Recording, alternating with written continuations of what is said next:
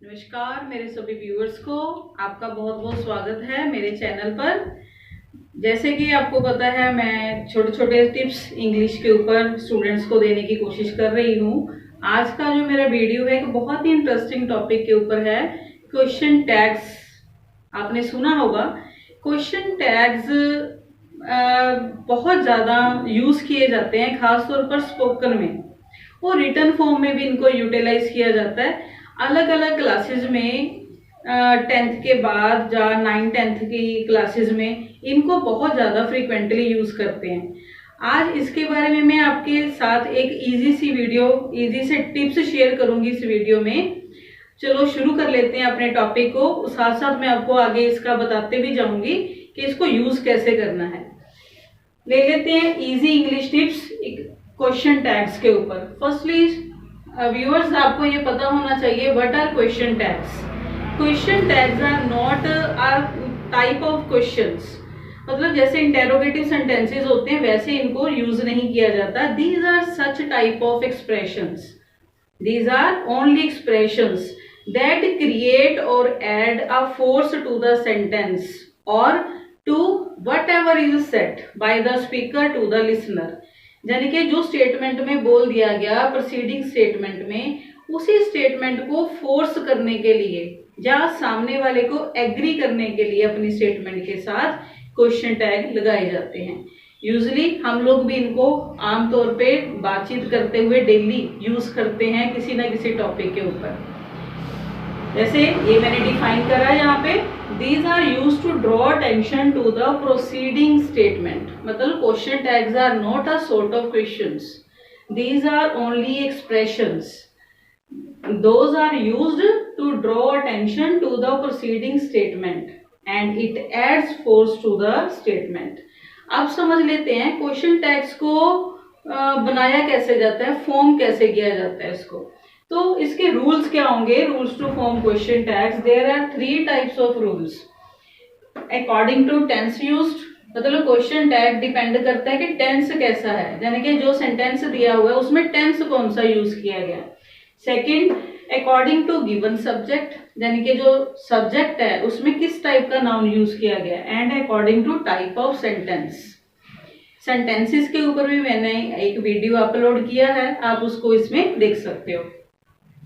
तो मैं यहाँ पे कुछ एग्जांपल्स लेके इन चीजों की आपको समझाऊंगी।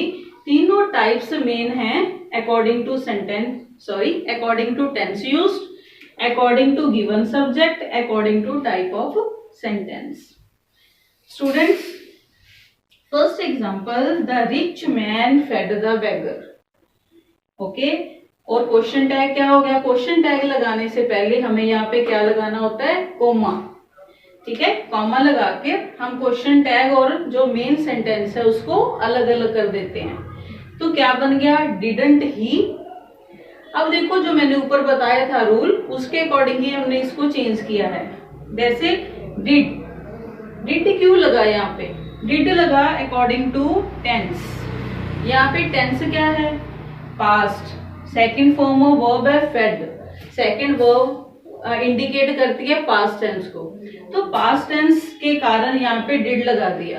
व्यूअर्स, आपको ये भी चीज ध्यान में रखनी पड़ेगी कि जब भी हम नेगेटिव या क्वेश्चन टाइप के जो सेंटेंसेस हैं वो बनाते हैं तो उसके लिए हेल्पिंग वर्ब की बड़ी जरूरत पड़ती है। देखो यहाँ पे कोई हेल्पिंग वर्ब था नहीं, क्या है? Only fed. फेड मतलब second form of verb, so we use here did. Okay, तो पॉजिटिव सेंटेंस था। टाइप ऑफ टेंस बोला ना मैंने, टाइप ऑफ सेंटेंस यहाँ पे कौन सा सेंटेंस है? पॉजिटिव, यानी कि असर्टिव सेंटेंस था, अफर्मेटिव सेंटेंस था, इसलिए हमने क्या लगा दिया? Didn't he. आपको याद रखना है हमेशा, अगर आपको असर्टिव सेंटेंस यानी कि अफर्मेटिव पॉजिटिव सेंटेंस दिए हुए हैं तो question tag must be in negative, और अगर आपको नेगेटिव सेंटेंस दे रखा है तो question tag will be according to positive sense. तो अब ही क्यों लगा? He according to the given subject. जो सेंटेंस के स्टार्टिंग में सब्जेक्ट का काम करेगा, हमने उसी का प्रनाउन यहाँ पे देना होता है। समझ आ गया? जो सब्जेक्ट है, सब्जेक्ट जो भी उसका है उसका प्रनाउन यहाँ पे लगना है, सब्जेक्ट दोबारा नहीं लगेगा।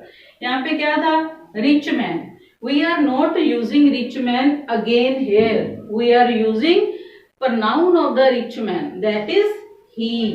क्लियर हो गया? The rich man fed the beggar didn't he, ये क्वेश्चन टैग हो गया। नेक्स्ट, और ये तीनों चीजें इसने यूज भी करी है।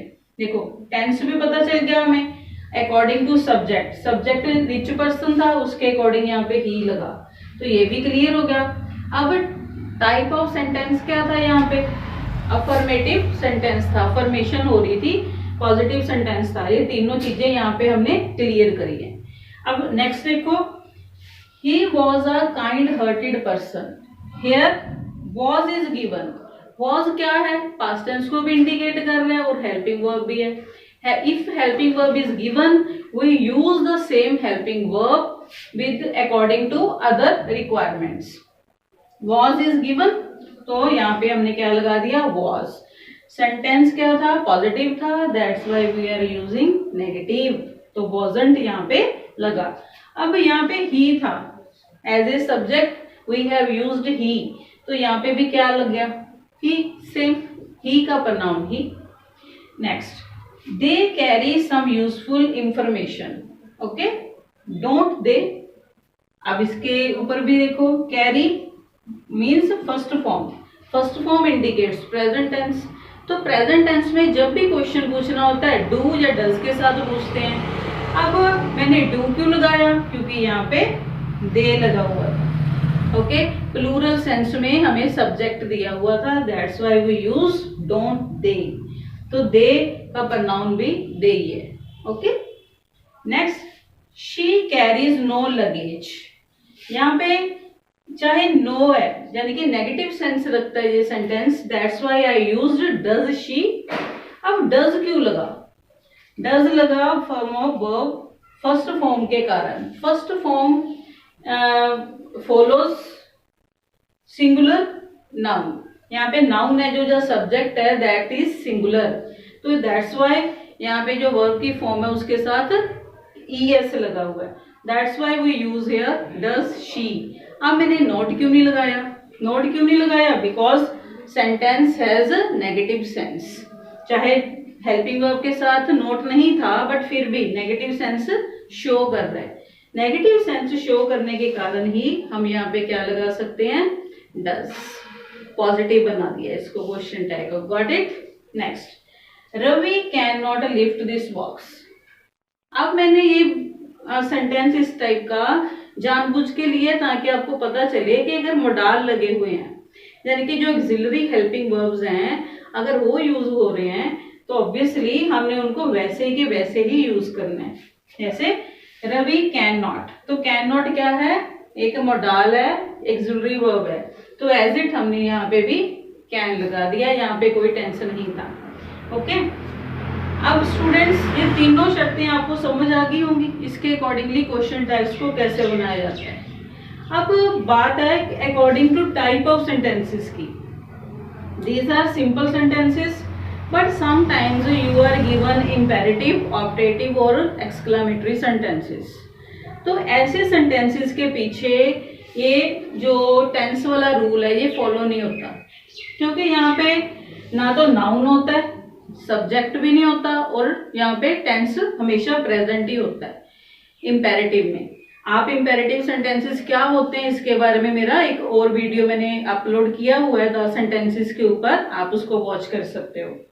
यहाँ पे सिंपल रूल चलेगा, जैसे फर्स्ट एग्जांपल है post this letter, post this letter, तो कोई स्पीकर है जो सामने वाले को ऑर्डर दे रहा है कि इस लेटर को पोस्ट कर दो, तो इसमें याद रखना व्यूअर्स आपने क्या लिखना है, वांट, तो मतलब आपने हमेशा विल या विल के साथ ही वैसे बनाना है, शैल को हम लोग कम यूज करते हैं स्पोकन में खास तौर पे, तो यहाँ पे बन गया वांट यू, तो यू क्यों लगा, यहाँ पे तो यू था ही नहीं, तो यू इस वजह से लगा क्योंकि जो स्पीकर है इंपेरेटिव सेंटेंसेस हमेशा डायरेक्टली ही बोलेगा किसी को, सामने वाले को, दैट्स व्हाई यू अपने आप यहाँ पे लगा सकते हो और हमेशा यहाँ पे विल या वांट को यूज करना है। Next example, do not lose your temper, will you. अब ये क्या है, do not indicates negative sense, negative sense है तो यहाँ पे हमने क्वेश्चन टैग कैसे बना दिया, पॉजिटिव में। ओके, तो यहाँ पे विल आ गया। ओके, कह रहा है do not lose your temper, will you कैसा करोगे। तो इट मीन्स हमेशा याद रखना कि जो भी इसमें प्रोनाउन होगा आपने हमेशा इसमें यू को यूज करना है, और जो वर्ब है यानी कि यहाँ पे जो लगाओगे आप हेल्पिंग वर्ब नॉट के साथ, तो उसको विल। और विल का आपको पता है जब भी हम विल नॉट यूज करते हैं तो विल नॉट की बजाय उसकी शॉर्ट फॉर्म को यूज करते हैं, वॉन्ट लगाते हैं। आपने एक चीज और भी नोट करी होगी, here I also used short forms. Did not नहीं लगाया मैंने, क्या लगाया, डिडंट। तो वॉज नॉट ना लगा के वॉजंट, डू नॉट ना लगा के don't, does, okay, and can. यहाँ पे ऐसे ही वॉन्ट। आई होप आपको ये सारा आज का जो टॉपिक है समझ में आ गया होगा। अगर किसी भी टाइप की क्वेरी है, आप कुछ और इसके बारे में जानना चाहते हो, you can comment me in comment box. आपके सहयोग के लिए बहुत बहुत शुक्रिया, धन्यवाद। बहुत सारे लोग हैं जो सब्सक्राइब भी कर रहे हैं वीडियोस को और कमेंट भी कर रहे हैं। आपके भी अच्छे अच्छे कमेंट्स की मुझे बड़ी जल्दबाजी रहेगी, मैं बड़ी वेट कर रही हूँ। तब तक, जब तक मैं अगली वीडियो नहीं देती आपको, स्वस्थ रहें, खुश रहें। Thank you very much.